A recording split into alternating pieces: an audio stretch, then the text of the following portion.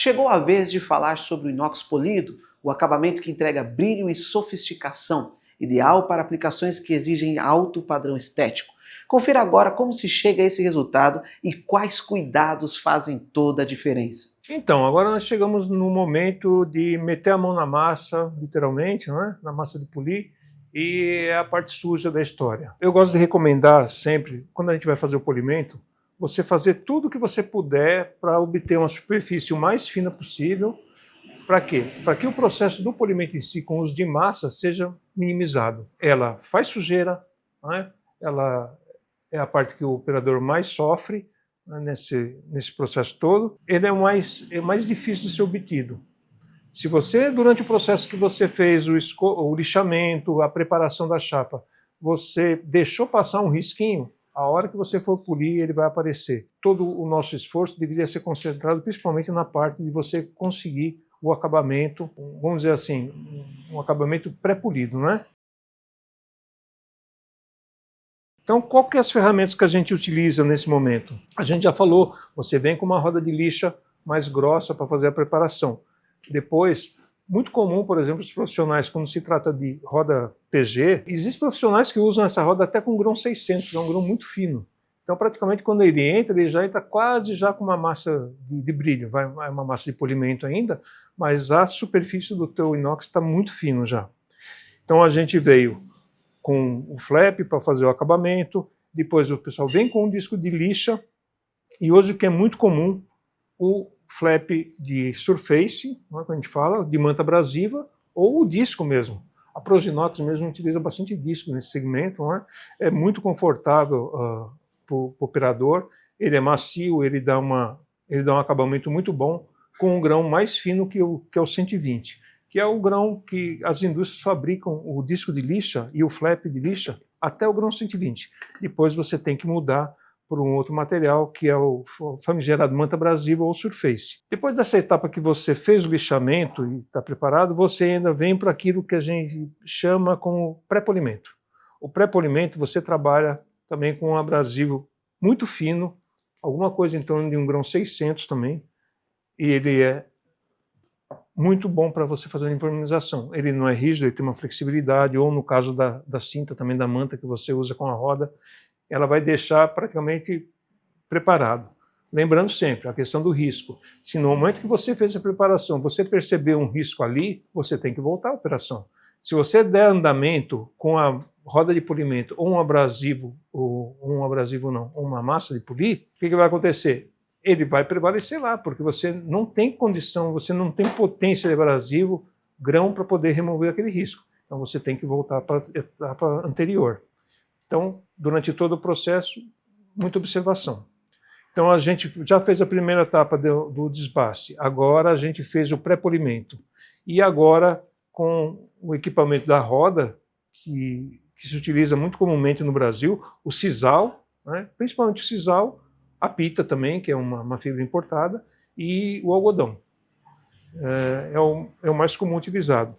Você tem as rodas, por exemplo, de algodão resinado, você tem as rodas de algodão cru, algodão puro, né, como se diz. Se utiliza muito também o brim para polimento. No caso, eu gosto sempre de sugerir, o pessoal utiliza, principalmente nas politrizes angulares, que é o uso desses flaps de feltro. O flap de feltro realmente é para você conseguir um espelho mesmo.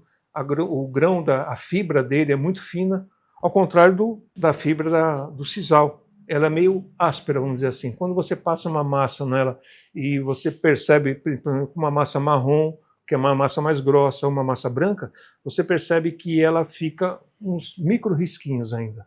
Não é o ideal ainda para aquilo que a gente quer em termos de brilho espelhado.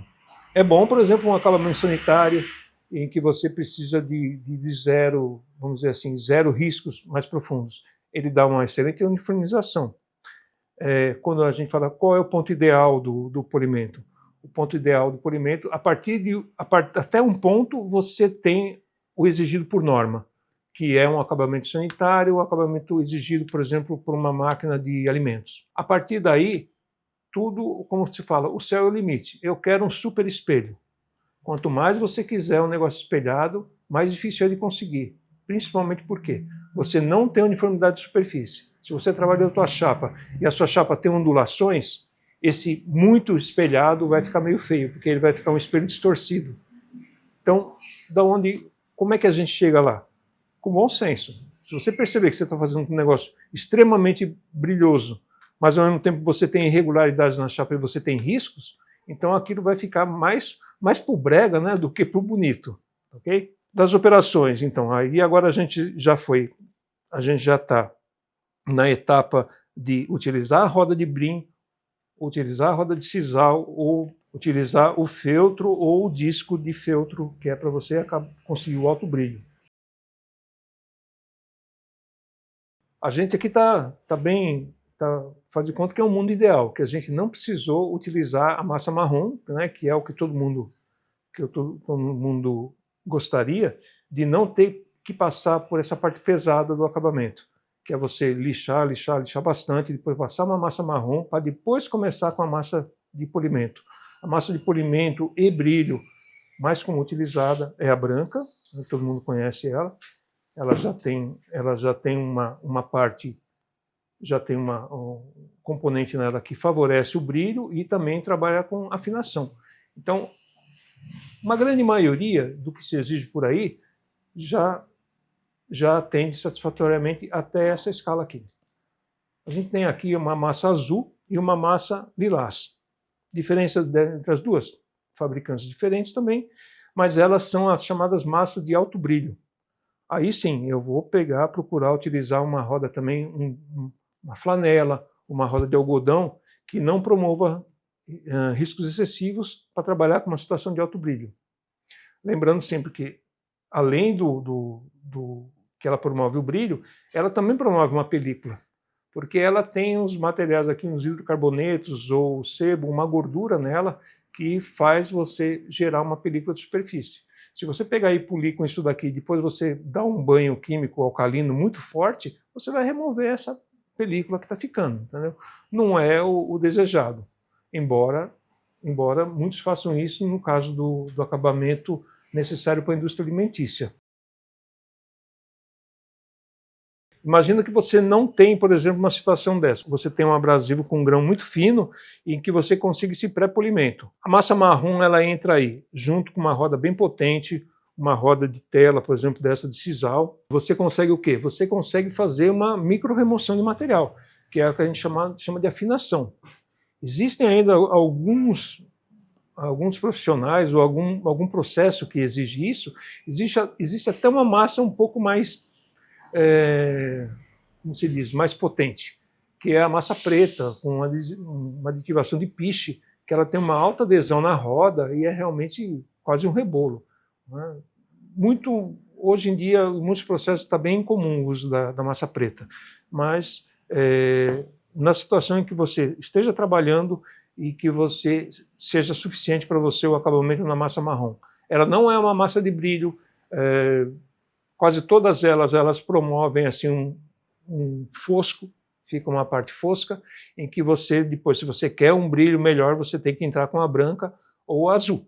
Tem gente que, por exemplo, usa a massa marrom e já vai diretamente para azul, porque ele já fez a afinação necessária, depois ele faz uma pequena limpeza e ele vem com a massa azul, porque a partir daí já está bom, para promover um brilho. Massa marrom, então, é para remoção? É uma massa de afinação que a gente chama. Pode falar que é remoção, porque na verdade todo o processo de abrasão é remoção de material, mas ela é uma remoção não tão forte, né? Mas ela é boa para uniformizar riscos. Por exemplo, você tem uma série de riscos que você não quer ou não tem condição de você passar, por exemplo, uma lixa fina. Você não tem uma lixa muito fina, ou você não tem um material de pré-polimento. Então você pode trabalhar com a massa marrom, ela satisfaz essa parte. Nos processos mais antigos, se utilizava muito o escalonamento também com massa. Antigamente todo mundo só ia até a lixa 280, 320 e já vem também com a massa marrom. Dá continuidade no escalonamento. Mas hoje não, hoje você tem outras ferramentas que podem substituir a massa marrom. Mas ela continua aí, está firme, o pessoal continua utilizando, né? A ideia aqui não é modificar tudo que já tem sido feito a respeito de polimento, né, na nossa história. É oferecer opções que são economicamente boas, não é? Você tem um processo de polimento mais limpo, não com tanta sujidade. Quem é polidor sabe quanto que a gente sofre com a sujeira do polimento. Então, você viabilizar máquinas mais leves, você viabilizar menos sujeira durante o processo. Além da persistência e das máquinas corretas e dos abrasivos corretos, nunca nós podemos pular etapas. Pular etapas significa que você vem de uma situação de uma rugosidade elevada e você já quer pular direto para uma situação de polimento e brilho. Essa situação, como já foi dito antes, se você tentar fazer isso daí, o abrasivo que você vai utilizar aqui no polimento, que ele é pouco potente, ele é mais para favorecer brilho, ele tem pouca remoção de material, de superfície, você vai ficar patinando, exercendo o aumento da temperatura da chapa e você não vai conseguir remover o risco que a gente comentou antes. Então, o escalonamento, ele deve ser obrigatoriamente seguido, que é para você não ficar na etapa final. Quando você percebe que você foi dar o polimento, que você foi obter o brilho, você vê que tem riscos por baixo. Então, a excelência se trata disso, de seguir as escalas do processo, e paciência. O inox, ele é feito para ser feito um acabamento uma vez só. É difícil você aceitar retrabalho nisso. Quando que você pode comprometer, por exemplo, a estrutura de uma peça, a estrutura da chapa, e pode haver trinco ou qualquer outro problema durante esse processo. Se você, por exemplo, aquecer demais a chapa num procedimento e você deforma, a chapa fica azulada, ou ela pode trincar por excesso de temperatura. Então, e principalmente isso pode acontecer na hora de você fazer o acabamento de solda. Se a solda não tiver uma raiz, se você não fizer a penetração da solda e o teu cordão de solda for somente superficial na união de chapas, o que acontece? Quando você remover, você vai aparecer o material não colado, não soldado na superfície. Então, você nunca vai conseguir, por exemplo, uma estrutura rígida, uma estrutura resistente, se você não tiver o soldador que antes faça um trabalho de excelência, tá ok?